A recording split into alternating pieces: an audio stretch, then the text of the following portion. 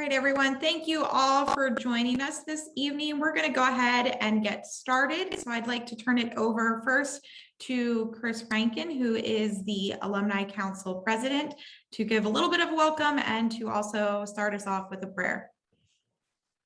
Thank you, Amanda. Welcome to all of you who have taken the time out this evening as we continue to keep you informed about what's happening in the life of Lancaster Seminary and the partnership with Moravian. The Alumni Council feels it's important to have these town hall meetings to give you information so that you have updated information and hopefully correct information. And so I'm just thrilled to see many of you here, and there are some members of the Alumni Council with us tonight. I see Len Knighton, who is our Vice President, and I did see Ronette on, although she, I think, got off, but she is our Secretary, and there might be some other board members coming on. It's also good to see Paul Iyer, our former Director of Alumni and Church Relations. And Paul, we keep you in prayer as you're going through some health issues right now, but it's good to see you tonight, Paul. Thank you, Chris. Great to be with you. Thank you. And so I want to bring us together in a word of prayer, and I decided to share with you the prayer that I was asked to share about a year ago with the Lancaster Seminary Board of Trustees when they were gathering to vote to move forward with the next steps in this partnership with Moravian. And as the president of the Alumni Council, I attend the board meetings with voice but no vote. But I was asked to offer a prayer during that meeting.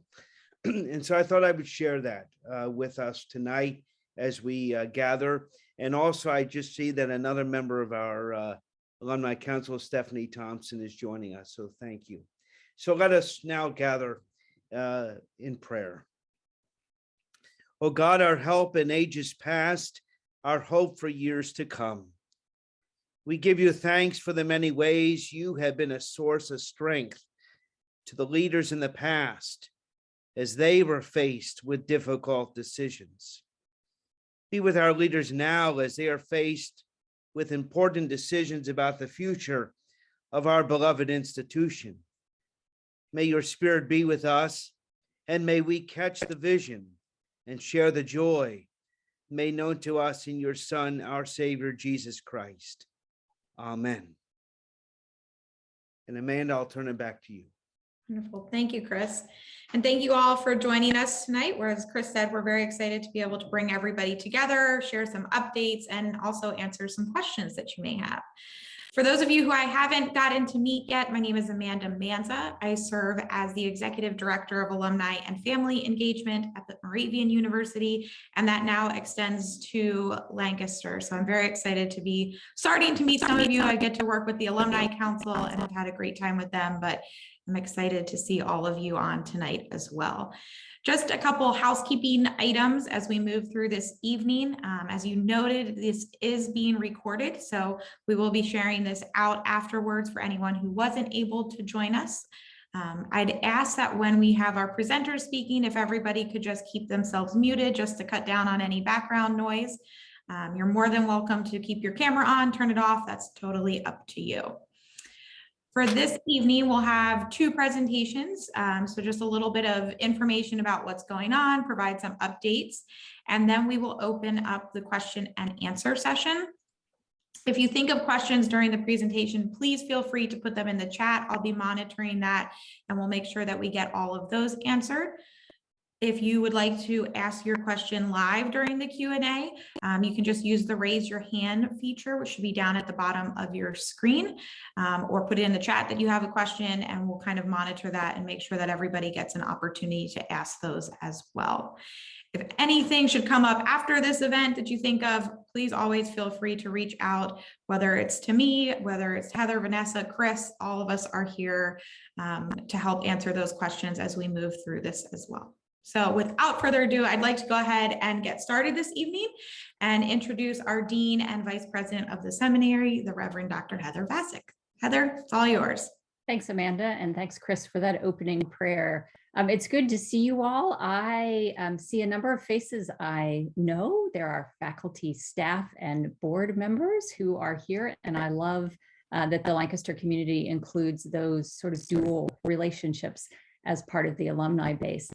I know that some of you have heard some things about the partnership between the seminaries, between Lancaster and Moravian University.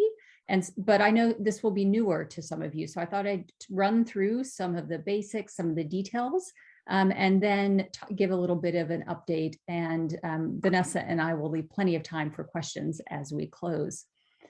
So as Chris referenced, about this time last year, the boards of each seminary and the university were thinking about the possibility of a partnership.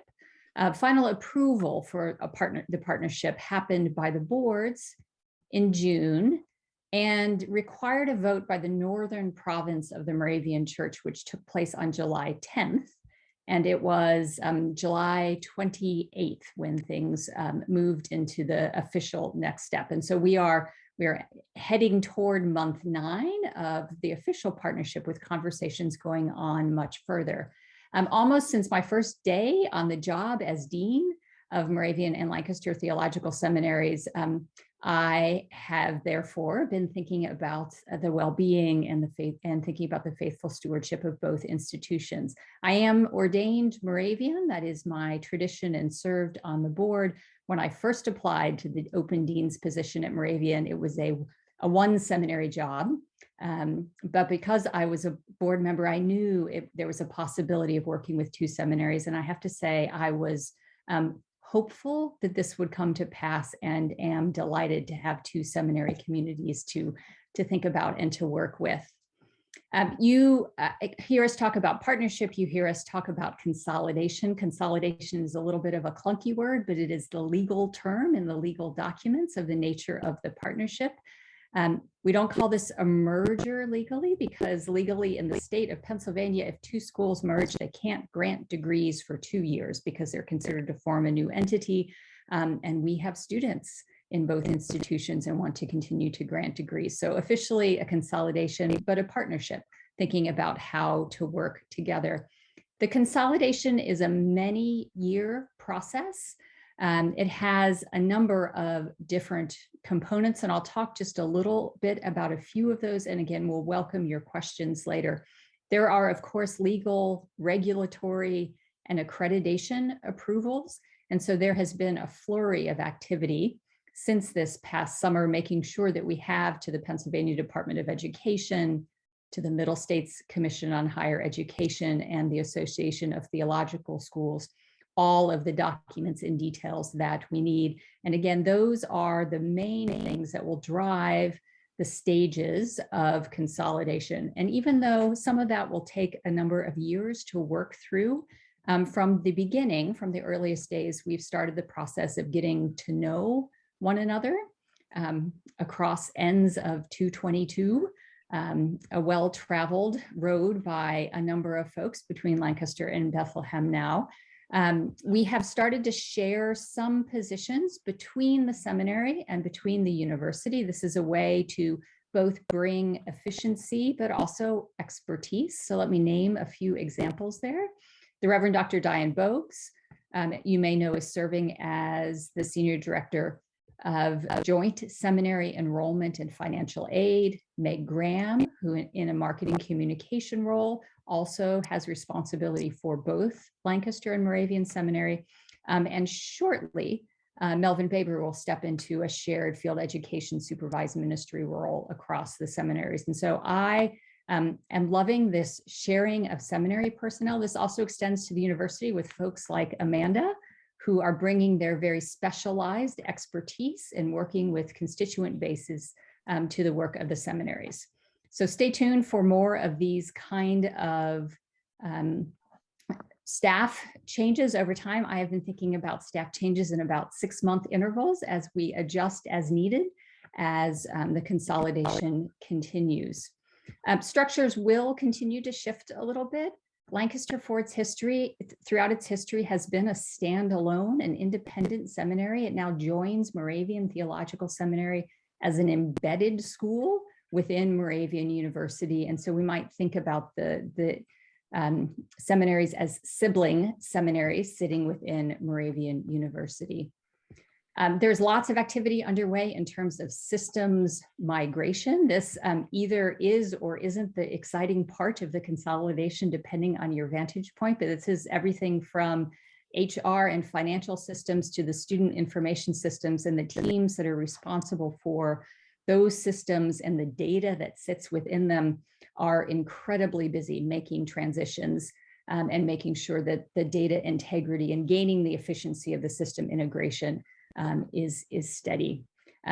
We, for example, students will, when they register for fall classes, the back end system that drives their registration for Lancaster classes in the fall will be a Moravian system, but students will be registering for Lancaster classes.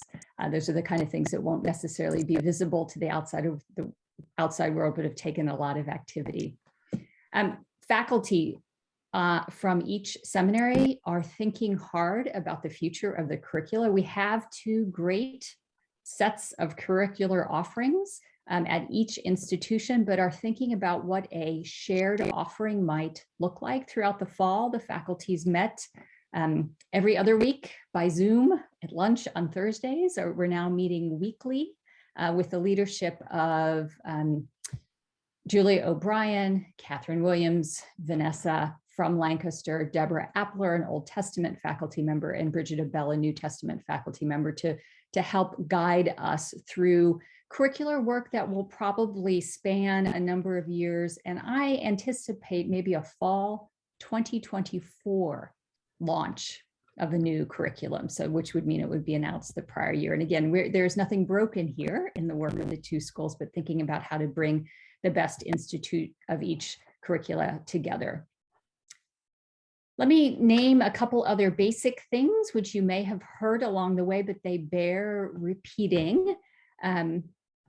So even though Lancaster Theological Seminary currently sits within the Moravian University ecosystem, it continues as a named entity, just as Moravian Theological Seminary will, and will continue in the buildings that sit behind me on my screen. Affiliation with the United Church of Christ remains. That's part of the contractual agreement that was put in place a year ago. And that commitment, that relationship with the United Church of Christ remains, as does Lancaster's commitment to bring together a broad set of traditions and voices in the classroom, as it has done for decades and decades, and honoring that in the alumni base. And that is a commitment that's shared by Moravian Theological Seminary. This partnership, I think not any 2 seminaries would make sense to bring together. From my vantage point, these are 2 seminaries. Though we come from different traditions, we have similar convictions about the work of theological education, and we'll be able to strengthen, I pray, the witness of each school by working together. So bringing together 2 small seminaries under a university umbrella that lets us leverage resources there makes sense. This relationship also has advantages for Moravian University. You may, if you live in the Lancaster area, have noticed some recent publicity about the fall launch of Moravian University programs in Lancaster that will take advantage of some of the classroom spaces and meeting spaces on the seminary campus. Those will be graduate business programs and adult degree completion programs, starting small in the fall, but with growth opportunity. And that strengthening of the university in which we reside as seminaries is good for not just the university, but for the seminaries as well. Let me name just a handful of additional things. I was recently asked by a clergy person from the southern province of the Moravian Church, how we were going to blend the theologies of these two traditions, which gave me a chance to say, oh, this partnership is not about blending or watering down either tradition, but about having a steady conversation partner that lets us talk with one another and talk with the world about the advantages of each tradition while honoring them and thinking about what it means to serve a church in a world whose shape we don't fully know and can't fully predict. I'll name, if you haven't seen it already, and I think Amanda's going to put a link in the chat box, 2 faculty members from each campus will begin a series of conversations this Friday talking about the traditions and the 2 seminaries. So I invite you to join that if you haven't had a chance to take a look at that and sign up. Please join us. Again, I anticipate this is the first of a number of conversations. It will be Lee Barrett and Ann Thayer from Lancaster and Craig Atwood and Riddick Weber from Moravian Theological Seminary. And that should be a great conversation. Let me name I'm still going a couple more things. I'm responding in part to some of the questions that you all submitted with your registration, and I'm grateful for those. There were a couple questions about giving to Lancaster Theological Seminary. If you are a current donor or a past donor, you should have received a number of communications from Vanessa and I and from Jill Anderson talking about the fact that gifts given to Lancaster Theological Seminary will be put to use for Lancaster Theological Seminary, past gifts, present gifts, and future gifts. And that's an ongoing commitment of this work together. The same holds true for Moravian Seminary and Moravian University as folks designate gifts to particular causes. If you haven't been on campus in a while, there are a number of visible and not so visible improvements that have been made by the Moravian University facilities team. This includes everything from IT infrastructure to underground steam pipes. And those kind of shifts and improvements on campus will continue. Very late spring, early summer, we anticipate there will be some work within the library to make some gathering spaces that will be accessible both for seminary students and for those Moravian University students who will be enrolled in Lancaster-based programs. That work won't begin until after Alumni Day and graduation, but stay tuned for those and come visit and hang out as an alum. Those shifts in the library, in case you're curious, do not include the current ARC Evangelical and Reformed Historical Society space. That space exists as is. We, the seminary, have been in steady conversation with ERHS leadership and are offering as much flexibility as possible as ERHS and its governing board, which is of course separate from the seminary's governing board, think about their current and future space needs. So ongoing conversation there and good commitment to think about the futures together. So there is lots going on in the consolidation. If you've read some things from the seminary, you may have noted that I have used a couple different images to talk about the work of consolidation. The first is the image of a zipper on a hooded sweatshirt. And this fall, when I first used this to talk to the boards of each seminary, I said we were maybe 2 inches up the zipper, which was my way of saying to boards, it's been my way of saying to students, we're not done yet. We've started, we're connected, but this is going to take some work. I would say maybe we have board meetings over the next handful of weeks. We're maybe 4 or 5 inches up in zipping, but there is still work to do as we come together.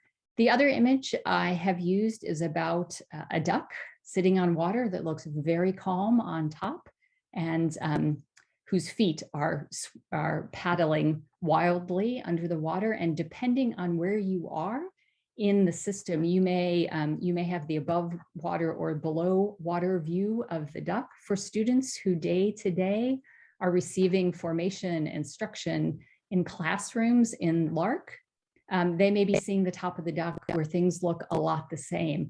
If you are the registrar, if you are Teresa, and you are involved in the system migration work, it looks a whole lot like paddling quickly underneath the water. And I have certainly heard from alumni, both that this is all moving fast and that this is moving very slow. So my sense is that these vantage points above and below water exist in many places. So we covet your prayers and welcome your questions along the way. And with that, I'm going to hand things over to the Reverend Dr. Vanessa Lovelace, who, as you know, is the academic dean, remains in that role, even with a slightly reconfigured title at Lancaster Seminary. She's associate dean and associate professor of Old Testament and Hebrew Bible.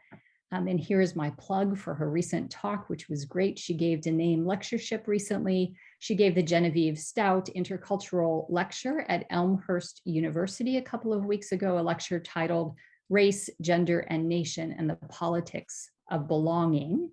And I, shortly here, will place a link to that in the chat box, and I encourage you to watch that when you have a chance. With that, Vanessa, over to you. Thanks, Heather. Welcome again, and it's good to see everyone who's joined us this evening. I won't be long. I just want to kind of talk about the continuity from June, when the two boards voted on moving forward with this combination. And once the regular school began, how things just continued as we had promised the students that were registered already, and then the incoming students that began this fall. And so we started off with, as you know, COVID, and everyone anticipated that all would be much better by July with the number of people who were being vaccinated, and that we could return to normal. And then, of course, the Delta variant came along, and just everything came to a skidding halt. But we continued to monitor things with the CDC COVID data tracking, and we felt that we could continue with in-person courses safely, as long as we followed the CDC protocols for wearing masks at all times, for keeping our distance, for using washing our hands or hand sanitizer, and being responsible if we thought that we might have come in contact with the virus, of quarantining and not coming to class. And so we were able to continue to have courses both for our continuing day students and for our weekend students, to have classes in person up until the Omicron variant. We did have to have a pause when we returned from the Christmas break in January. So for January and the rest of the 5 weeks in term 2, we went entirely back online. But again, and following the trends in Lancaster County, we saw that suddenly it moved from high to substantial to moderate. And when it hit moderate, we said, okay, it's safe enough to return to classes back in person. And so at the start of term 3, we resumed our classes in person. We also resumed worshiping in person, but we added an element to that. And that is, we are able to add those who are able to join us on Zoom and worship with us virtually anywhere in the country, anywhere in the globe. And so we were happy to add that feature, because we did notice that during March in 2020, when we first switched everything to online, that our viewership when we were worshiping on Zoom really went up with alums and not just students. And so we hoped that we could continue to offer that to our alums, to continue to worship with us. And it also allowed alums to preside and preach at the chapel as well. So we're really happy that we were able to continue that practice here at Lancaster. I also want to talk about that we are continuing with some of our public awareness and outreach in September. Well, actually it was October, but for Hispanic, National Hispanic Heritage Month, which actually goes from the middle of September to the middle of October. On October 1st, we had a lecture and a festival with music and food from the Latino diaspora. And it was a well-attended event, and we are looking forward to celebrating it again in this next October of 2022. We also had the Nathan Baxter Forum in February for Black History Month. And that also was on Zoom and was well attended. The September, October event was in person, but we were able to, during that period that we were totally online, to have a very successful Baxter Forum and Baxter Fund Forum. And so we're moving towards commencement, and we're happy to say that we will again be at Church of the Apostle. We're still not at a place where we can just open commencement to the public, but we will have it in person, and we've been able to expand the number of guests that our graduates could bring. And so we're excited about that. They were limited to 4 last year, and we've been able to double that this year. And so we will have more people there to celebrate with our soon-to-be graduates, soon-to-be alums. And we will also have our baccalaureate that morning, Saturday, May 7th. That morning, we will have our baccalaureate service in Santee Chapel, and then we'll go over to Church of the Apostles for the commencement service.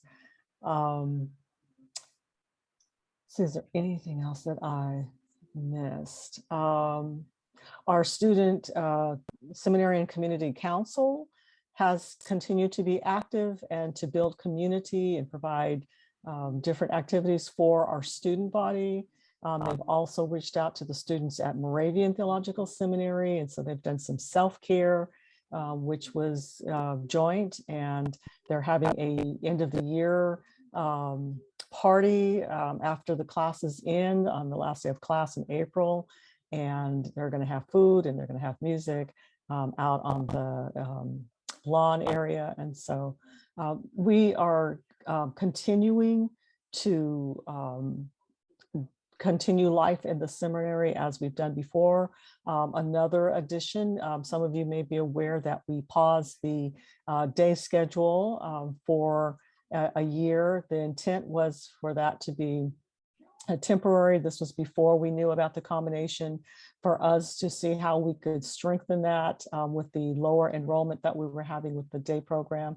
And so with the combination and talking about how do we look at combining and strengthening our curriculum, we also decided that Diane, the director of Joint Seminary Enrollment, needed a little bit more to work with than just a weekend program.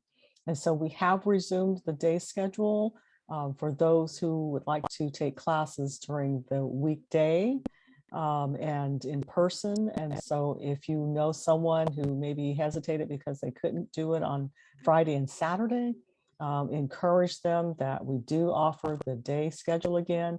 And we have flexibility in that because their day students are always welcome to take a Friday or Saturday class if that happens to work better with their schedule. And we also have some entirely online asynchronous courses. And so we offer that flexibility across both day and weekend courses. And so we hope that that will encourage some who might have hesitated about applying to go ahead and submit that application. And so again, if you know anyone who is considering it, we are still here. We are still offering the current program as it is for our continuing students. And it'll be another probably 2024 before we launch the new curriculum, the combined curriculum. So we will continue to practice and offer the same thing we do currently.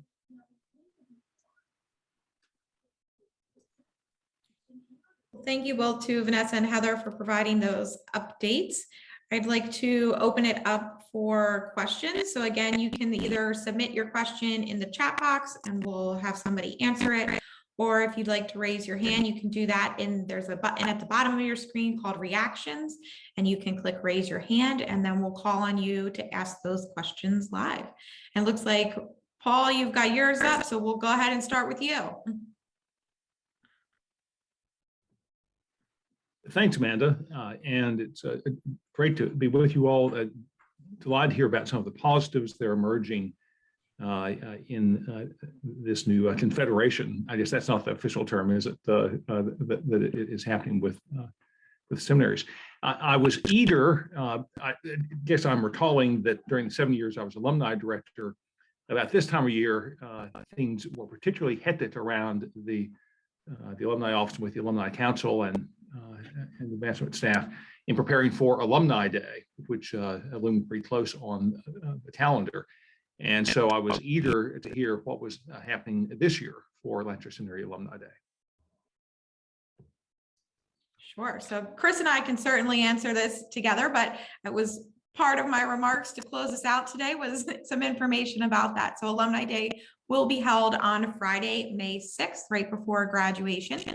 We are planning a full day's event from worship, workshop, some wine and cheese, some, just time to fellowship together. So we have lots planned, the lunch, awards, everything. And the hard copy invitation will be coming to you all soon.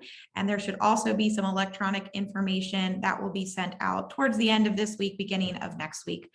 You'll be able to register either hard copy, send it back in, or online as well. So all of that is to come, but please certainly save May 6th as the date.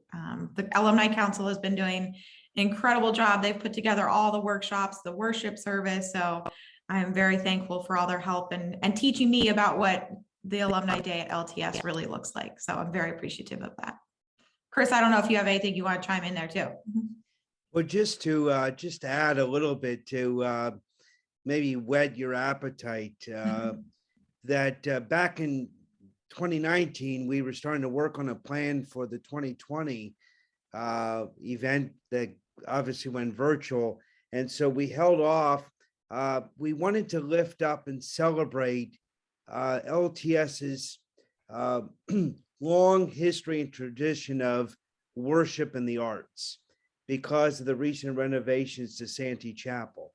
And so the preacher for the service will be John Dallas, who's a member of the class of 1982, Presbyterian pastor who has also been a pretty good hymn writer, but also has a degree in architecture. And so John is a really tremendous guy, and he will be coming up from Florida. And workshops that we have will be conducted by Lee Barrett, Betty Snap Barrett, and Peter Schmeeken. And the Meck and Moss Awards will be presented this year. And the Meck Award is Sarah Herzog, class of, I forget which year she is. Paul, you would know better than I would. But John Dieterle, class of 1969, will be the Moss Award recipient. So this will be a great celebration. And so we hope that you can join us. Thanks, Chris. Actually, Sarah Herzog is from the class of 2006. I thought that, but I didn't want to say that. So, sure. And several of the 06 alums I see are on this Zoom screen at the moment. There's several of 06 folks. Thanks, Chris. Appreciate that response. One more Alumni Day related question. So will some of these events be available hybrid? So those of us who may be far away can still participate? Yes, so we'll be able to offer the worship service will be hybrid, and then Peter Schmeeken's workshop will also be able to be hybrid. So there'll be some information on the invitation about that as well, and how to register to make sure that you get the Zoom link for those. Thanks. Wonderful. All right, and looks like Gabrielle Parks. I have a question and a comment, I guess a comment for Dr. Vacek, commenting on what you said about the diversity of the student body, the different religions present in at LTS. I'm a Unitarian Universalist minister, and I am a living proof for how important that is. I have so often run into collegial conversations where we're far ahead of the average who went to a UU seminary when it comes to interfaith work and to being, as what you said, also aware of how the future of religion, the future of learning and living our religion and it's good to be exposed to many different worldviews and theologies and so on. And my question was, you said something about the university starting to offer classes in the fall. Is there any of that, will that any be available for auditing for alumni? Or is that totally, I mean, what kind of classes would it be? That is a great question. So a number of the classes are adult degree completion courses. So for adults who have partial but not complete bachelor's degrees, and those probably wouldn't work from an audit standpoint. And I admit that I don't know the university's audit policy for graduate business programs off the top of my head, but we will take a note and figure that out. Okay. That's a great question. I'm close enough. I'm in New York, so I could always come over. Yeah, that's a fantastic question. Can't get question. enough of school. Thank you. Me either. I understand that. To that point, just a reminder that the Pennsylvania Academy of Ministry at Lancaster Seminary often offers ongoing lifelong learning courses. And so you might also check out and see what's being offered. There might be just something to your liking.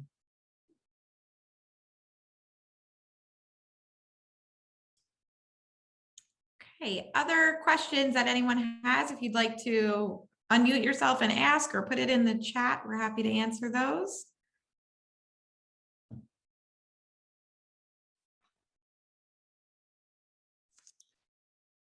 I'm not sure if Heather or Vanessa could answer this, but what does enrollment look like for next year?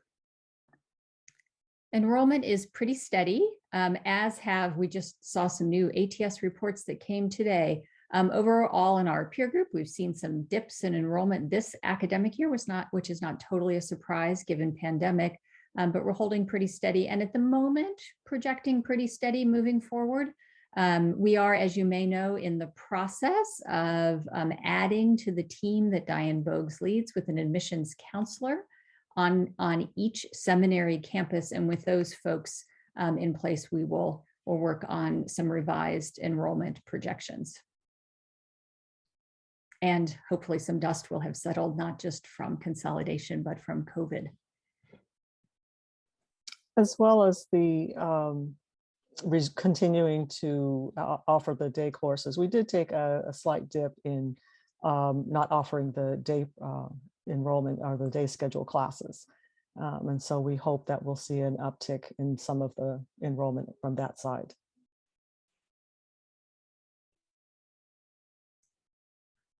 Paul, you had your hand Go up. ahead.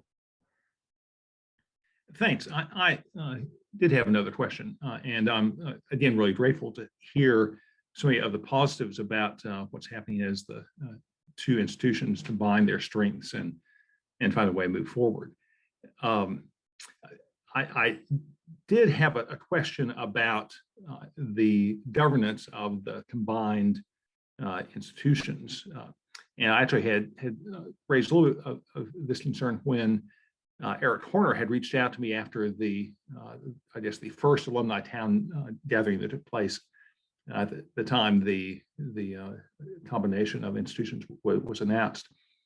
So as I look on the Zoom screen, I see some, and Chris made reference, his opening prayer was offered to the Lancaster Seminary Board of Trustees, and I see on the screen here one or more former members of the Lancaster Seminary, the Board of Trustees, and I see all sorts of alumni and folk who have such a deep and strong connection to this institution, to the Lancaster Seminary, and bring great gifts to this kind of conversation. But correct me if I'm wrong, and Eric, I don't want to misquote you or what I'd heard in that original alumni town hall. But as part of the combination of institutions, the Lancaster Seminary Board of Trustees ceased to exist, and the combined institution now is governed by the Moravian University Board of Trustees. Understandably, it's part of Moravian University, and there is a single representative from what had been the Lancaster Seminary Board of Trustees on that combined board, on the Moravian University Board. So Paul, if I And- may step in, Sure. because it's a little different than that.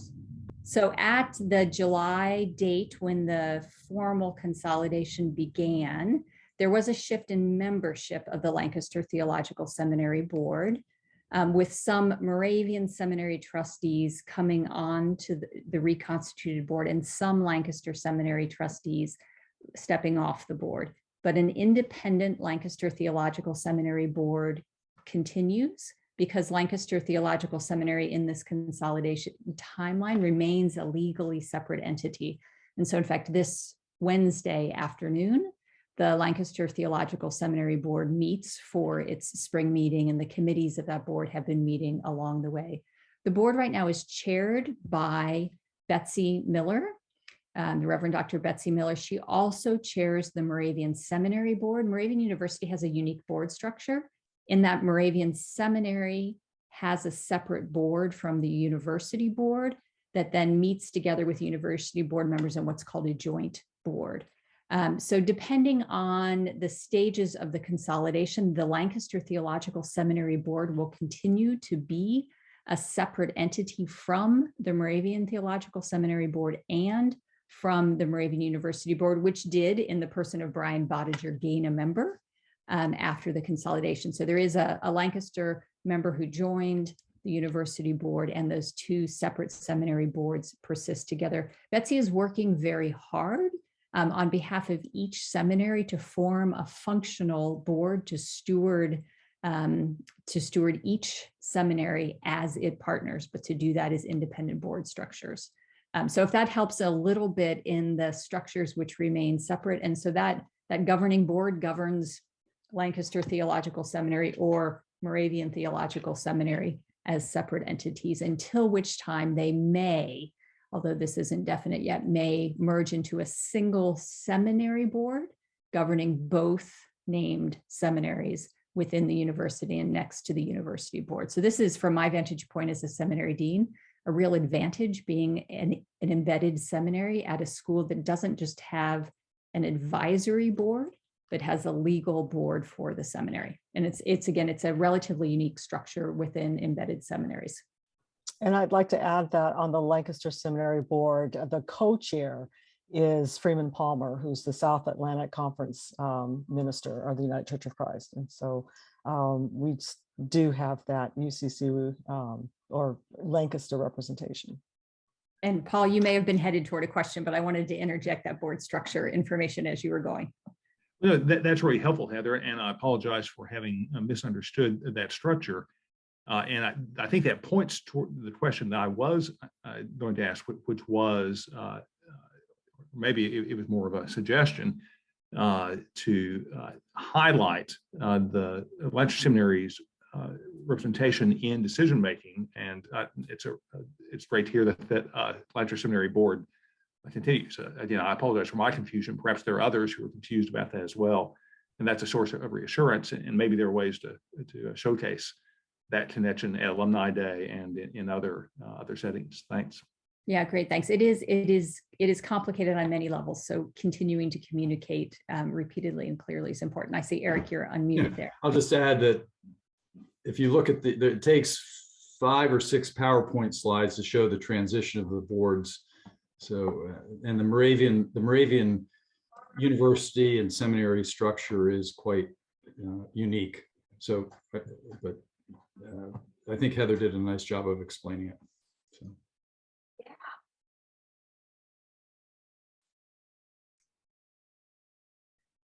Okay, we do have a time for a couple more if there's any other questions. There you go. Marty, do you want to unmute?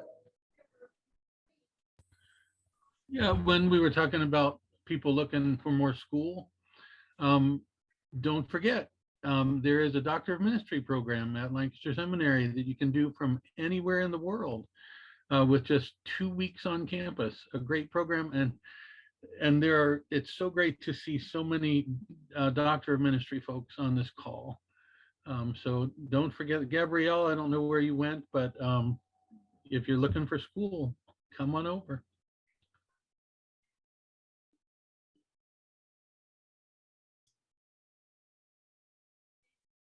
Wonderful. Any other questions?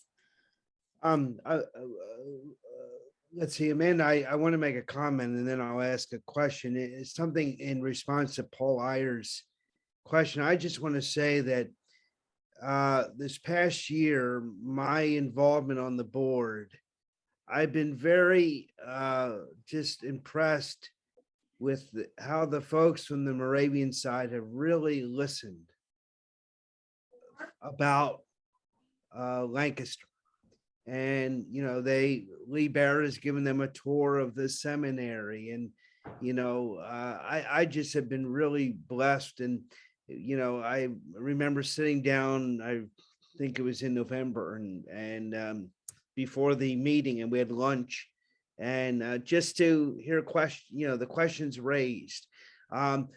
With that, I also want to lift up that Moravian faculty have been involved with the chapel services, which I just think is great to see, and for another way to bring the two together. My question, sort of another, question like I asked regarding enrollment, and maybe I see Jill's on here, kind of give us a sense of how giving to the seminary has been since this consolidation began. Or Amanda, you might be able to answer that too. There's Jill. I was going to say I can answer it, but Jill's on too. Well, thank you. And it's a pleasure to see everyone this evening. So I will share that right now seminary giving has stabilized over the past 4 years. So there are some positives in that regard. I'll also share that one of the most recent initiatives that we have undertaken has been confirming estate gifts and those people who have left bequests. So we're doing a lot of work in that area. In addition, we've gone through a fairly thorough audit of giving to make sure that we are following all of our industry standards as far as best practices and regulations. So there's been some work there. And I'm also pleased to share that on April 1st, this Friday, we will have our first scholarship luncheon with LTS donors meeting their students. And that's the first time that this has occurred. So we're really thrilled with that. The attendance is really impressive. So it's going to be a good week at Lancaster this week. A lot of happy donors and happy students. Thanks, Jill. Other questions? You can put them in the chat. You can unmute yourself. Hi, this is Carrie Call. I'm curious if there is what you were just talking about made me think about the scholarship dinner that we used to have that did have donors and scholarship recipients at a big dinner in East Hall. Has there been any kind of a conversation about that? And usually had student speakers who were excellent and a wonderful dinner together. I'm just curious if that event has been considered again. Yes, that is the lunch this Friday. Okay, so it's just been switched to a lunch event. That's wonderful. Thank you. Sure. Yes, and one thing that we also implemented is at the end of the calendar year, so in December, all of our scholarship donors received a report of how their scholarship was performing. So they got information on both its book and market value, as well as the available amount given to students.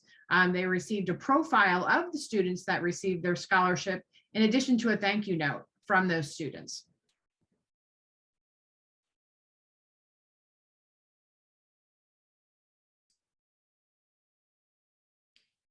Right. I'm not seeing any other raised hands or questions in the chat. So I think we will go ahead and wrap up for the Amanda, can I just say one more thing from the Alumni Council? And that is, Stephanie Thompson and Len Knighton are the members of our nominating committee for the Alumni Council. And we are looking for people to serve on the Alumni Council.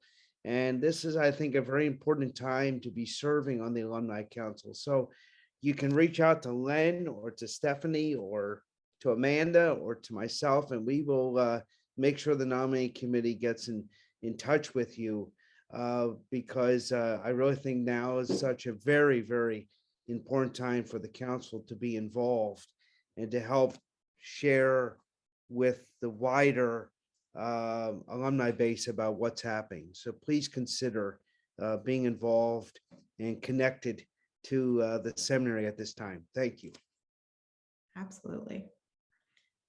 Well, I want to take a moment to thank all of you for joining us this evening. If there are other questions, you can always feel free to reach out, whether it's to Chris, to myself, Heather, Vanessa. We're all here to get those questions answered. Make sure you all are armed with the correct information. So I thank you all for joining us this evening. And again, our Alumni Day will be held on Friday, May 6th. So look for the information that's going to be coming out about that shortly. We're very excited to have everybody back on campus for that event. And I'd like to turn it back over to Heather to close us out with prayer. Let us pray. Gracious and steadfast God, we offer thanks for this time tonight. Offer thanks for the work and witness of each of those represented on the screen and the classmates that traveled with them through Lancaster Theological Seminary. We pray for your ongoing leading of us as your people. Help us to witness and serve well as you would have us be in the world. Comfort us and lead us, trouble us and calm us. Be with us on each step. I offer these words in your holy name. Amen. Thank you, Heather, and thank you all for joining us this evening. We look forward to seeing you in the future. Have a great night. Thanks, everybody. Thanks. It's good to see everyone.